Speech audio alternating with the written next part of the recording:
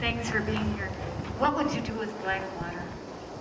I am not a believer in private contractors as a mechanism for serving this United States.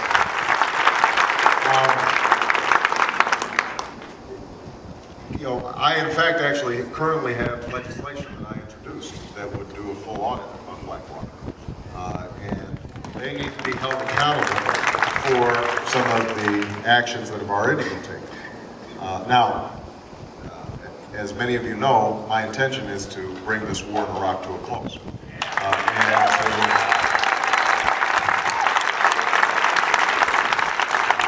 And to start bringing our troops home in an orderly fashion. Because of the way that the war was structured, we're not going to be able to immediately bring out all those private contractors because they have essentially served as a stopgap for the inadequate numbers of troops that were originally sent. But my intention over the long term is to build up our ground forces, our Army, and our Marines, so that we do not have our troops on 3, 4, 5 rotations, long tours without breaks in between. And part of it also then means that we will have troops instead of U.S. military personnel as opposed to private contractors in these positions. Look, the fact of the matter is, I think it is outrageous that you have private contractors getting paid 9, 10 times what veterans are getting paid, oftentimes doing the exact same work, but without the accountability.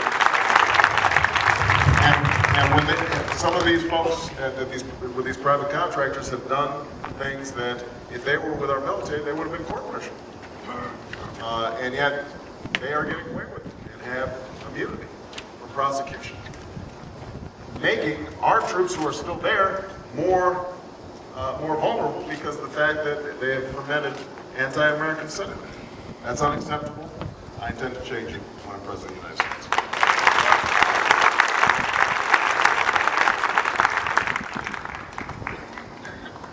Senator Obama, I just drove here from San Fernando, California. Wow. And I just came over to let me see the next president of the United States of America in person. And I'm happy to have a veteran. And I don't have no comments right now because I'm real happy to see you in person. That's good. I want to thank everybody, all of the families that are here. I know what it's like to be family.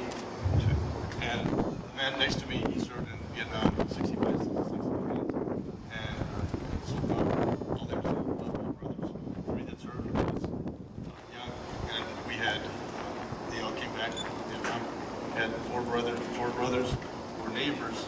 They didn't, 3 of them didn't come back. And we, I just remember when the military came to form the families, and we thought it was hard. 3 times. It was really hard. I know the impact. Now I had 4 nephews, a real good friend that were over in Iraq. Thank God they came back to Jimmy's over there. I know the impact it had on me as a family. I get emotional. It's really hard. But I know that you know what it was like. Your grandfather tell you stories. Can you tell us a little bit about your grandfather and how he served? How it impacted you?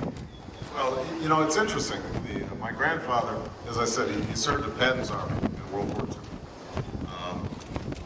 And like a lot of veterans of World War II, he actually didn't talk much about his service.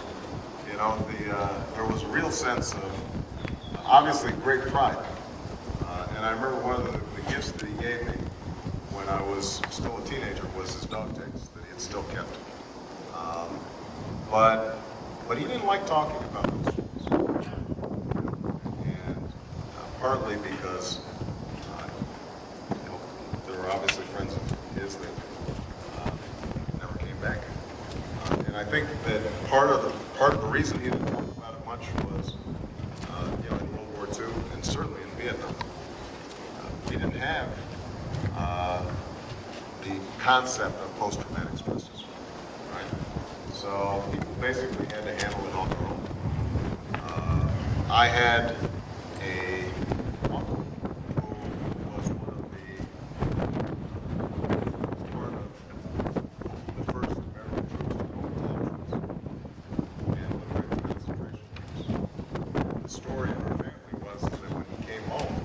he just went up into the attic, and he didn't leave the house for 6 months.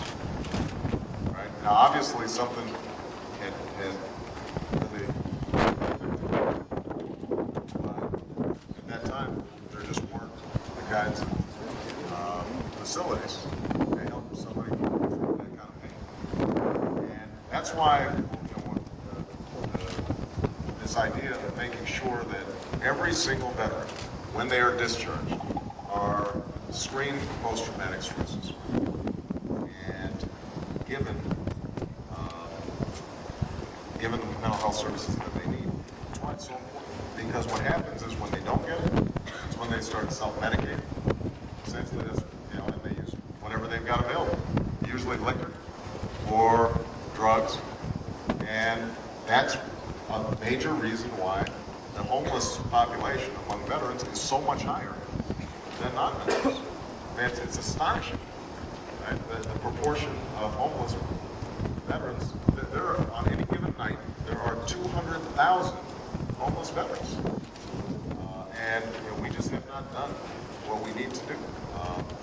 But although my grandfather never talked about it much, he sure was proud of it. And one of my most lasting memories is the day that